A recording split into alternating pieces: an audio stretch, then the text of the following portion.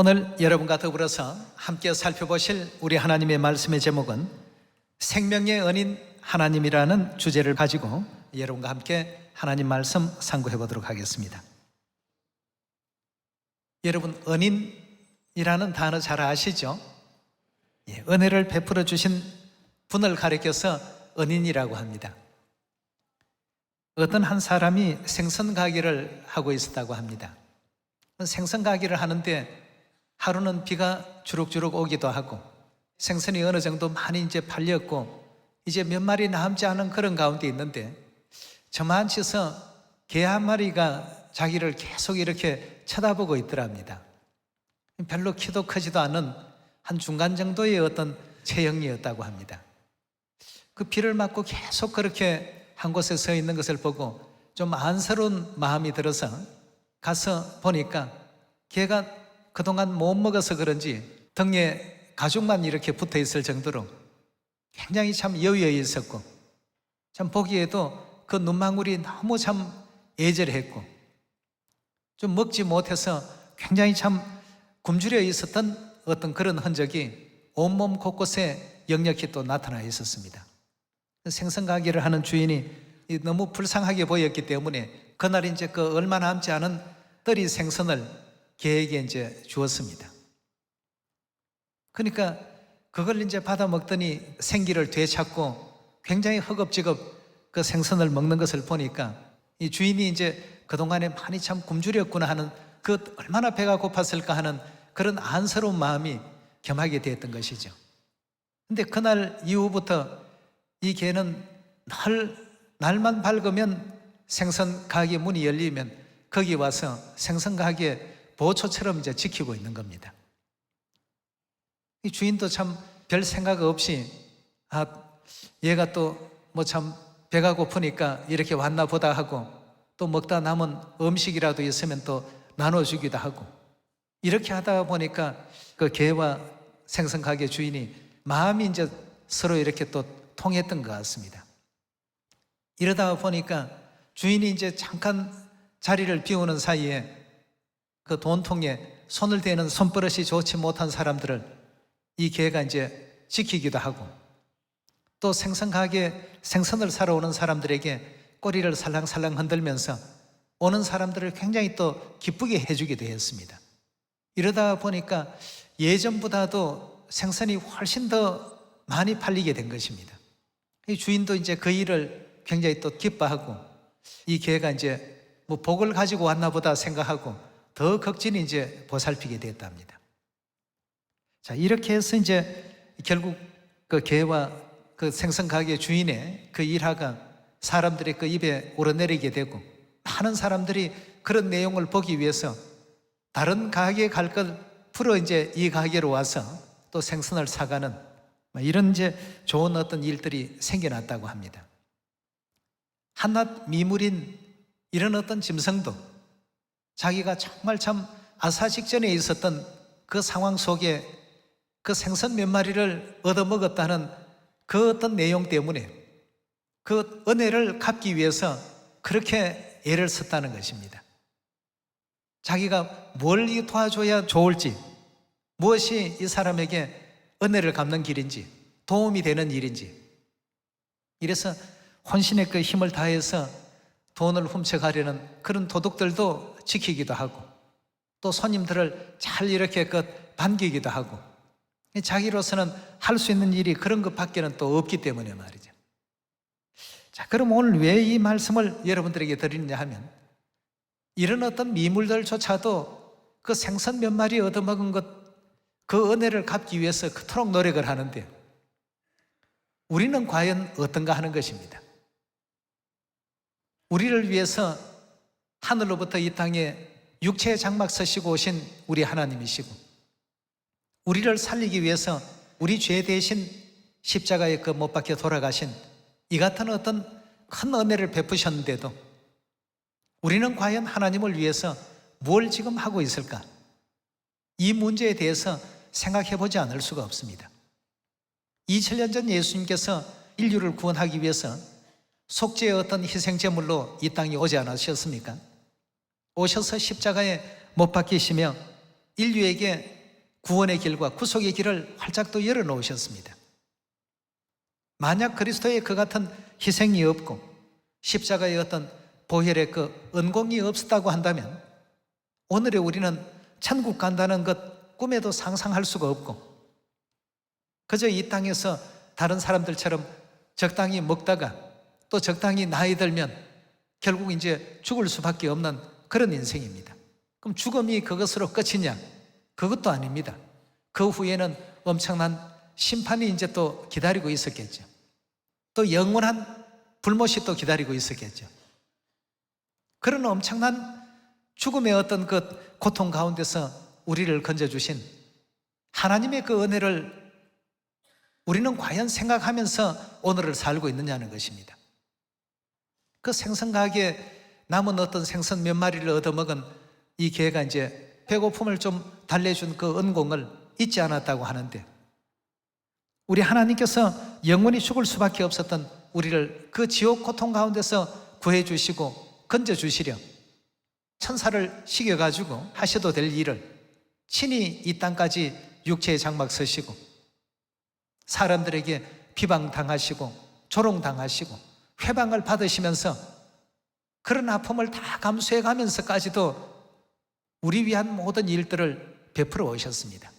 급기야는 당신의 살을 먹이시고 당신의 피를 먹이셔서 살려놓은 오늘의 우리 하나님의 그 구원받은 백성들입니다.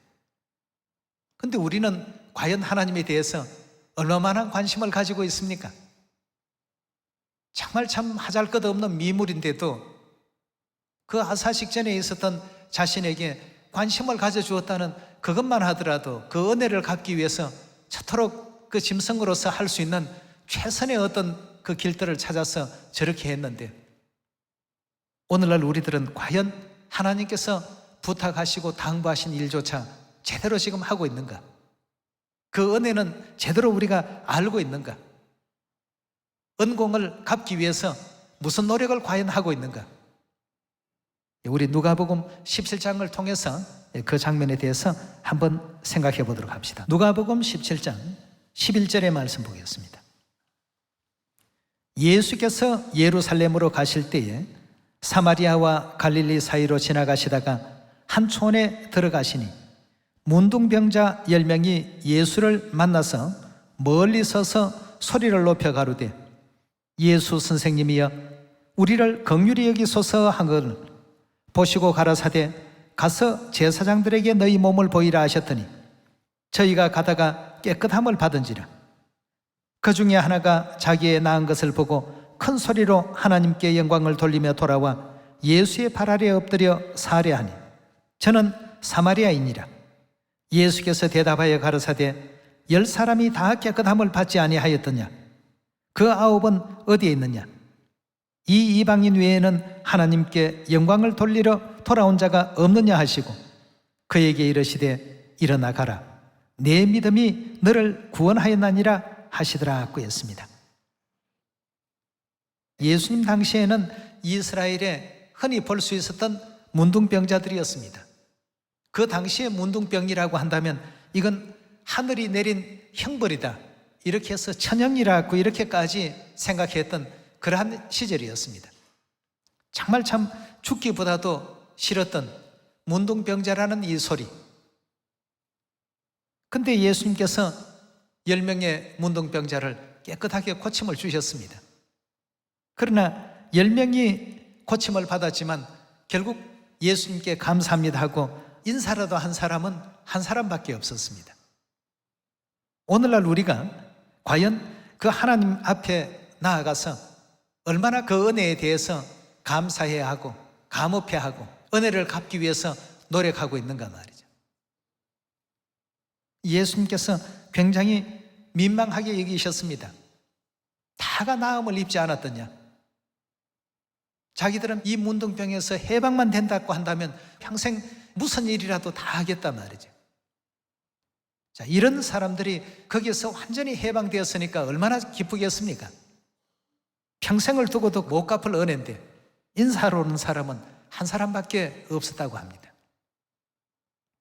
여러분, 우리의 이와 같은 어떤 인생의 어떤 그 성정을 이렇게 보면 하나님께로부터 받은 은혜가 많으면 많을수록 그 은혜에 대해서 감사하는 어떤 내용이 줄어들고 적어질 수밖에 없다는 이런 것을 생각하게 될 때 정말 참 하잘것없는 미물들도 베풀어준 그 은혜를 평생을 잊지 않는다고 하는데, 우리 하나님께서 베풀어 주신 이 은혜는 정말 두고두고 영원 세세토록 고통받을 곳에서 우리를 구원해 주시고 건지지 않았습니까? 그러한 그 은혜에 대해서, 이 생명의 은인에 대해서 우리는 무엇을 어떻게 보답하고 무엇을 어떻게 갚을 것인가? 어떤 일이 과연 우리 생명의 은인 되신 하나님께서 가장 기뻐하시는 일일까? 생각해 볼 수 있어야 되겠습니다. 우리의 영원한 그 생명, 잃어버릴 수도 있었던 이 영원한 생명을 되찾아 주시고 되찾기까지의 그 과정 속에 자신을 친히 희생하시고 하늘의 그 많은 영광도 다 뒤로 하시고 이 우주 속에서 먼지 알갱이처럼 작은 이 지구별에 오셔서 수많은 피조물들에게 희롱과 조롱과 채찍과 또 침뱉음과 또 회방과 비방을 감수하시면서까지 우리를 살리시고 건져주시려는 우리 그 생명의 은인의 그 노력을 우리 한번 생각해 볼 필요가 있겠습니다. 은혜를 모르는 사람은 짐승만도 못하다는 옛말이 있지 않습니까? 하나님께 받은 우리 은혜가 너무나도 참 큽니다. 너무나도 큰데 그냥 교회에 나오는 것이, 내가 교회에 한번 나가주는 것이 굉장히 뭔가 크게 적선이라도 하는 것처럼 말이죠. 우리가 이런 생각 사로잡히면 결단코 안 되겠습니다. 받은 바 그 은혜가 얼마나 큰가를 생각하고 우리 죄인들로서 어찌하면 그 은혜에 보답하고 또 하나님께서 기쁘시게 여기실 일들이 무엇이 있을까를 항상 또 찾을 줄 아는 이런 어떤 믿음의 길을 우리가 온전히 또 걸어가셔야만 영원한 천국에 온전히 또 입성할 수 있지 않겠습니까? 3,500년 전 이스라엘 백성들의 얘기를 제가 종종 자주 하게 됩니다. 그들이 400여 년 동안 애굽 땅에서 종살이를 했습니다. 날마다 무거운 어떤 짐들을 옮겨야 되고 자손 대대로 그런 일을 해왔습니다. 또 조금만 좀 쉬고 싶은 마음이 있으면 뒤에서 채찍이 날아옵니다. 일 안 하고 게으름 부린다고 말이죠. 사람이 할 수 없는 일들을 죽지 못해서 그렇게 400년 동안 해왔더랬는데 얼마나 그 생활에서 벗어나고 싶었겠습니까?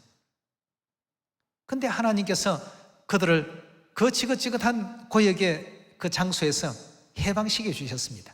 자유민이 되게 해주셨습니다.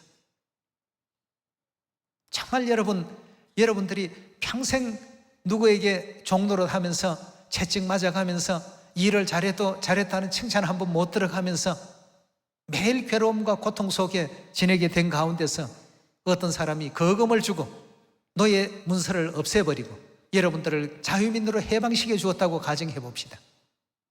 평생 그분의 은혜가 어떻습니까? 정말 두고 갚아야 될 은혜입니다. 근데 이스라엘 백성들은 그런 가운데서 나와놓고 나온 지 한 달도 채 되지 못해서 자기들의 그 은인에게 원망하는 말들을 쏟아놓기 시작했습니다. 왜 하나님께서 그들을 가나안 땅에 들어가지 못할 자들이라고 규정을 했는지 우리가 이 문제를 가지고 오늘 잘 생각해 봐야 되겠습니다.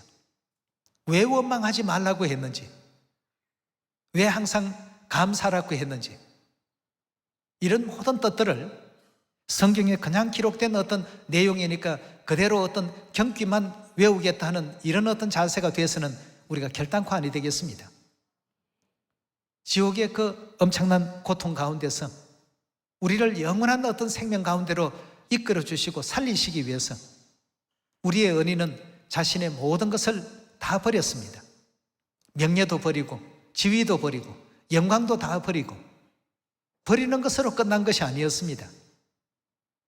이 땅에 오셔서 대적들로부터 수많은 고초를 겪으셨습니다. 하나도 환영하는 이가 없었습니다. 반겨주는 이도 없는 그 일을 몸소 실행하면서 우리를 그 죽음 가운데서 건져내 주셨거든요. 3,500년 전에 마찬가지였습니다. 이스라엘 백성 그들의 그런 지긋지긋한 생활을 누가 제발 좀 해결해 주었으면 좋겠다. 제발 이 생활에서만 벗어난다면 무슨 일이든지 다 하겠다라고 밤낮 없이 얘기했던 그들이었지만 정작 구원이 이루어지고 보니까 그때부터는 다른 것에 이제 또 원망하는 일들이 하나씩 둘씩 생겨났던 것입니다. 우리가 영원한 천국 구원에 넉넉히 또 들어가기 위해서 영적 믿음의 기름을 지금 준비해야 될 예언의 어떤 시간 속에 있습니다. 하늘 은인을 이해하지 못한다면 그 은인의 그 같은 은혜로운 그 행위를 잊어버리고 사는 우리라고 한다면 오늘 이 시간 다시 정신을 차려야 되겠습니다. 어떤 큰 은혜를 우리가 지금 받았는지, 그 은혜에 대해서 어떻게 해야 갚음이 될 수 있는지, 우리의 작은 어떤 노력이라도 은인에게 보답이 되고 도움이 될 수 있는 일들을 할 수 있는 우리 모두가 반드시 되셔야 되겠습니다. 자, 출애굽기 12장 11절입니다. 너희는 그것을 이렇게 먹을지니 허리에 띠를 띠고 발에 신을 신고 손에 지팡이를 잡고 급히 먹으라. 이것이 여호와의 유월절이니라. 내가 그 밤에 애굽 땅에 두루 다니며 사람과 짐승을 물어나고 애굽 나라 가운데 처음 난 것을 다 치고 애굽의 모든 신에게 벌을 내리리라. 나는 여호와로라. 내가 애굽 땅을 칠 때 그 피가 너희의 거하는 집에 있어서 너희를 위하여 표적이 될지라. 내가 피를 볼 때 너희를 넘어가리니 재앙이 너희에게 내려 멸하지 아니하리라. 너희는 이 날을 기념하여 여호와의 절기를 삼아 영원한 규례로 대대 지킬지니라 하였습니다. 이렇게 해서 유월절 거룩하게 지키고 그날 밤에 이제 바로가 모세와 아론을 불러서 이스라엘 백성들을 다 데리고 나가라, 해방시키겠다, 이제 약조를 하게 됩니다. 29절로 넘어가 보겠습니다. 밤중에 여호와께서 애굽 땅에서 모든 처음 난 것, 곧 위에 앉은 바로의 장자로부터 옥에 갇힌 사람의 장자까지와 생축에 처음 난 것을 다 치심해 그 밤에 바로와 그 모든 신하와 모든 애굽 사람이 일어나고 애굽에 큰 호곡이 있었으니 이는 그날에 사망치 아니한 집이 하나도 없었음이었더라. 31절입니다. 밤에 바로가 모세와 아론을 불러 이르되 너희와 이스라엘 자손은 일어나 내 백성 가운데서 떠나서 너희 말대로 가서 여호와를 섬기며 너희 말대로 너희 양도 소도 몰아가고 나를 위하여 축복하라 하며 애굽 사람들은 말하기를 우리가 다 죽은 자 같이 되도다 하고 백성을 재촉하여 그 지경에서 속히 보내려 하므로 백성이 발견되지 못한 반죽 담은 그릇을 옷에 사서 어깨에 매니라. 이스라엘 자손이 모세의 말대로 하여 애굽 사람들에게 은금패물과 의복을 구하며 여호와께서 애굽 사람으로 백성에게 은혜를 입히게 하사 그들의 구하는 대로 주게 하심으로 그들이 애굽 사람의 물품을 취하였더라. 이스라엘 자손이 라암새서 발행하여 숫곳에 이르니 유아 위에 보행하는 자가 60만 가량이라 하고 있습니다. 그들이 400년이라고 하는 그 엄청난 기간 동안 종생활을 대를 이어서 하면서 너무나도 참 죽고 싶었던 그 생활 속에서 자유민이 되었습니다.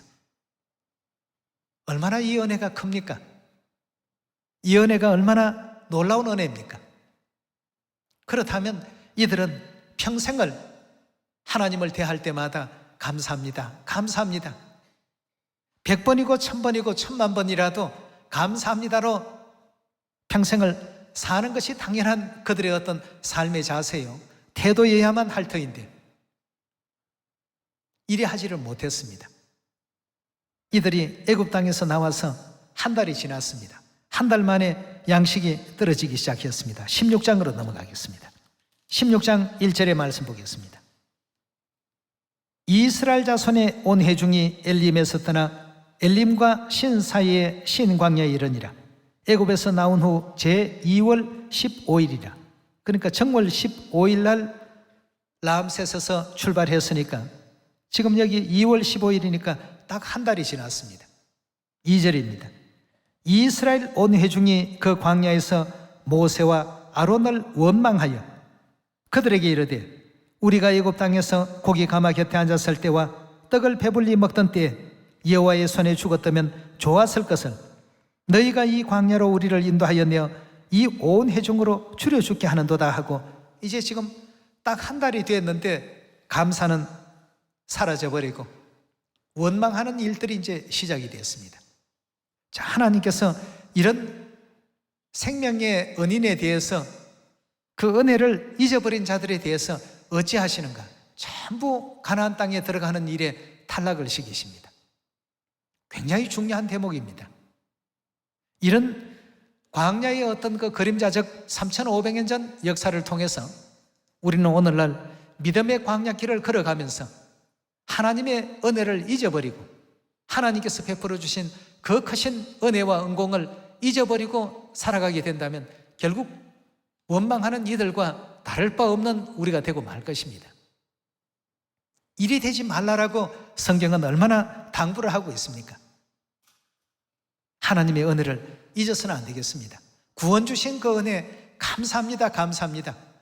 왜냐하면 영원 세세토록 고통당할 우리들을 영원 세세토록 기쁨과 즐거움과 행복 가운데 살 수 있도록 영광의 그 길을 열어주셨으니까 이보다 큰 은인이 어디 있겠습니까? 더 이상의 채찍맞는 일도 없고 더 이상의 자유를 구속할 사람도 없습니다. 종으로 살았을 때에는 쉬고 싶다고 쉬고 놀고 싶다고 놀고 일하고 싶다고 일하는 것이 아니라 싫어도 일해야 되고 좋아도 일을 해야 되는 이런 어떤 구속된 상태 속에 살았습니다. 6월절 권능으로 자유민이 되게 해주셨는데 나오고 약 한 달 만에 벌써 이런 일들이 벌어지기 시작했습니다. 여러분, 우리는 오늘날 이 시대를 살면서 생명의 은인에 대해서, 영원한 생명의 은인에 대해서 항상 감사해야 하며 생명의 은인 되신 하나님께서 무엇을 기뻐하실까? 어찌하면 하나님께 기쁨을 드리고 영광을 돌릴 수 있을까? 이걸 우리가 날마다 생각하면서 살아가는 신앙이 되어야 우리 신앙이 그나마도 좀 바르게 이렇게 정립되어서 하나님께로 바르게 이렇게 또 나아갈 수 있는 우리의 또 걸음이 될 수 있으리라고 믿어집니다. 17장 넘어가겠습니다. 1절부터 보도록 합니다. 이스라엘 자손의 온 회중이 여호와의 명대로 신광야에서 떠나고 그 노정대로 행하여 러비딤의 장막을 쳐서는 백성이 마실 물이 없는지라. 백성이 모세와 다투어 가로되 우리에게 물을 주어 마시게 하라. 모세가 그들에게 이르되 너희가 어찌하여 나와 다투느냐?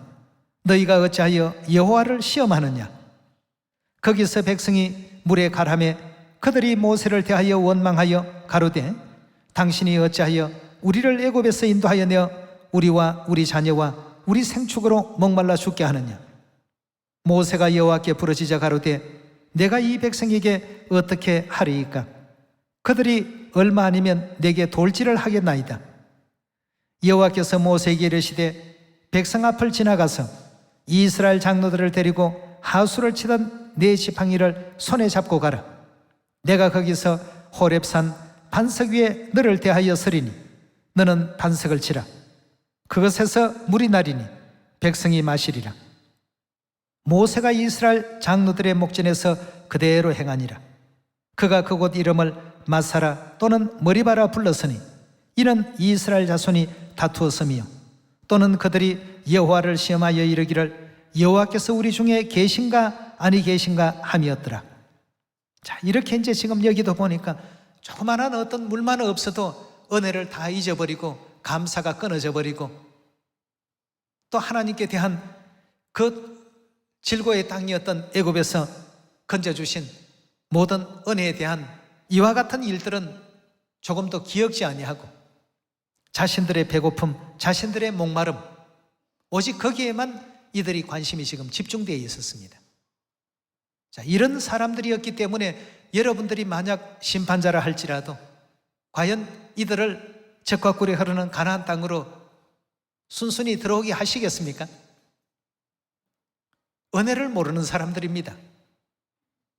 전혀 지금 은혜를 모르는 입장에서 이 같은 일들을 계속 지금 저지르고 있습니다. 죽기 직전에 배고픔을 그 해소시켜준 생선 몇 마리 얻어먹었다고 그 집에 가서 그 주인에게 평생 동안 참 충성하면서 지내는 그런 어떤 생축들도 있는데 말이죠. 하나님께 이와 같이 400년에 걸쳐서 그들이 풀지 못했던 그 수건 사업이었던 애굽 종생활에서 해방시켜 달라고 날마다 그렇게 간구하면서 드디어 그 어떤 영광된 역사가 이루어졌는데 불과 얼마 지나지 않아서 이런 어떤 그 원망이 계속 지금 이어졌던 것입니다. 이런 일들이 있었기 때문에 이들은 결단코 하나님께서 기뻐하지 않는 존재들이라고 했습니다. 여러분, 은혜를 잊으면 안 됩니다. 영원한 생명의 은인 우리 하나님, 우리 위해서 어떤 삶을 사셨는가를 생각하고 은혜를 잊지 않는 우리 모두가 되어야 되겠습니다. 고린도전서 10장 1절입니다. 형제들아, 너희가 알지 못하기를 내가 원치 아니하노니. 이 말씀은 조금 어렵게 둘러싼 말씀입니다만 반드시 알아야 될 말이다 하는 뜻 아니겠습니까?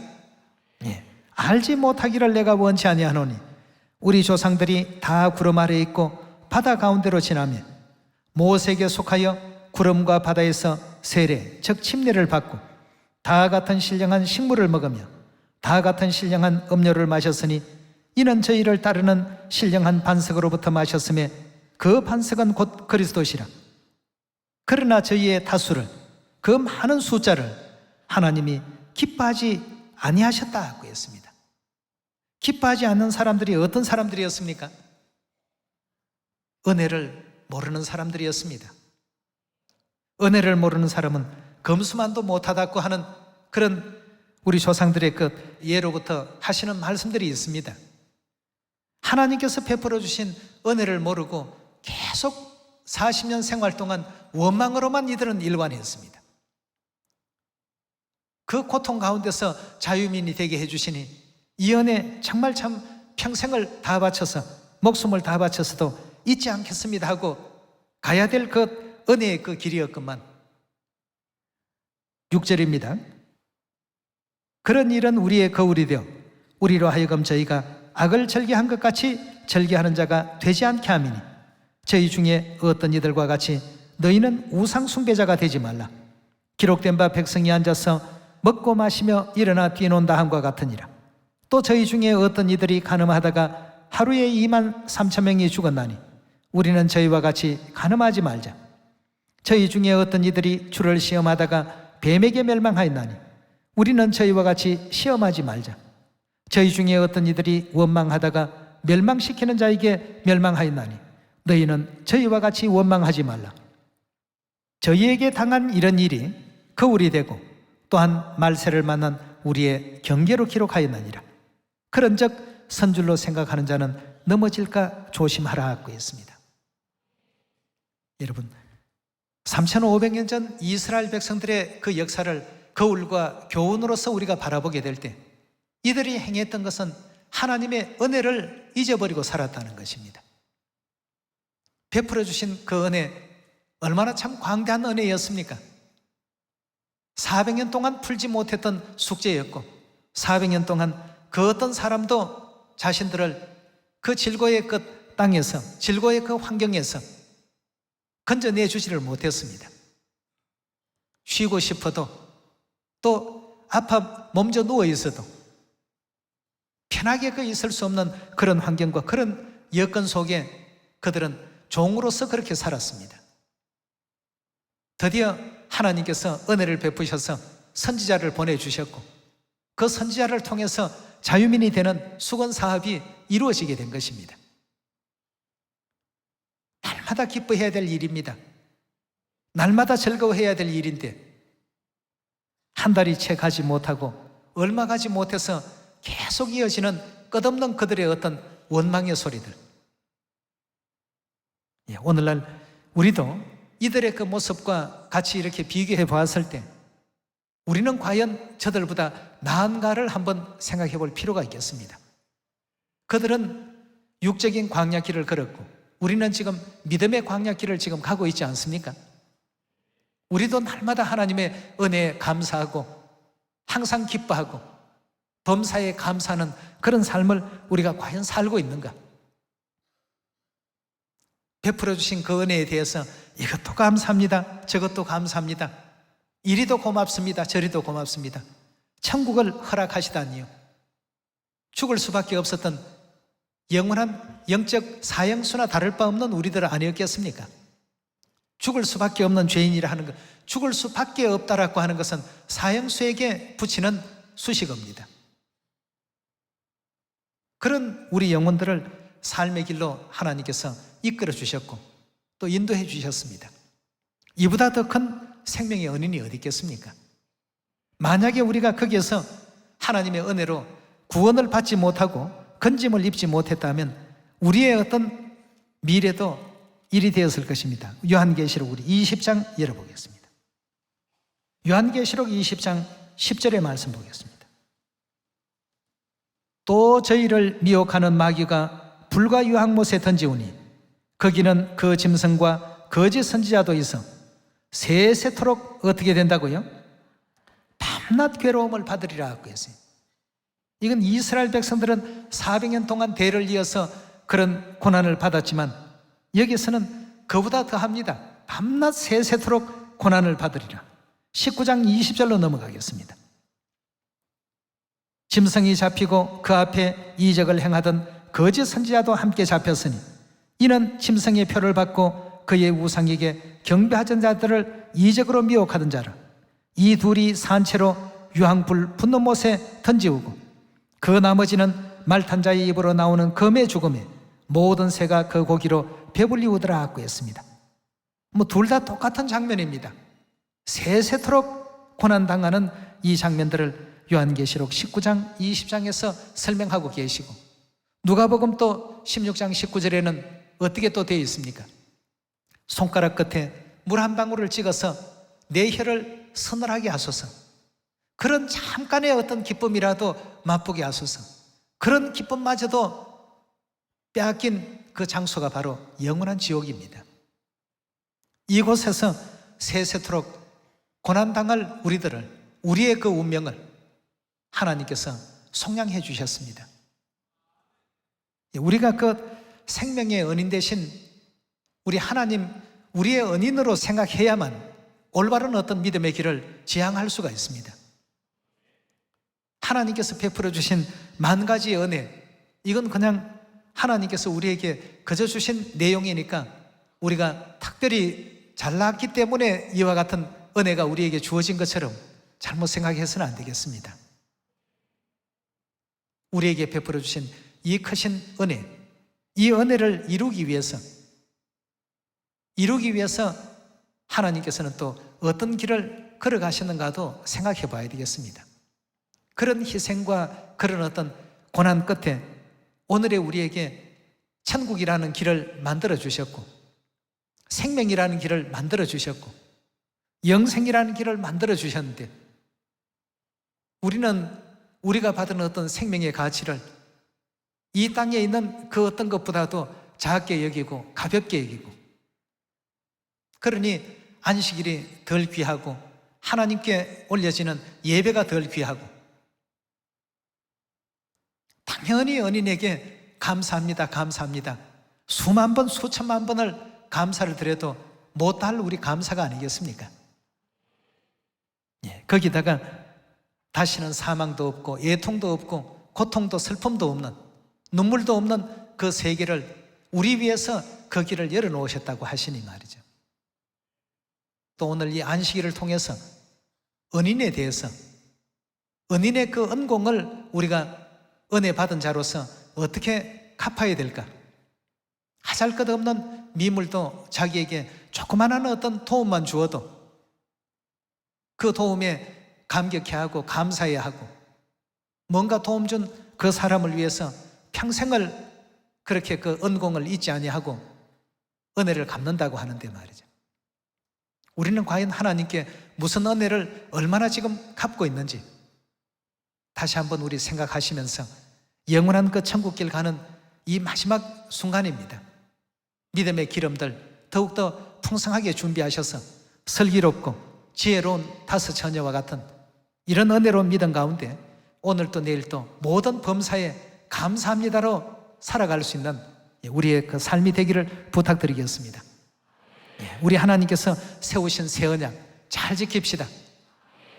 그 새 언약이라도 잘 지켜서 하나님께 영광 많이 돌리시고 우리만의 어떤 그 구원만을 생각지 말고 하나님께서 우리에게 분부하신 아직도 죄의 종노릇 하고 있는 그 영혼들을 죄에서 자유민이 되게끔 해방을 시켜주는 전도를 열심히 하라고 하신 그 가르침도 잊지 않는 우리가 되기를 부탁드리겠습니다. 말씀 마치도록 하겠습니다. 복 많이 받으십시오. 감사합니다.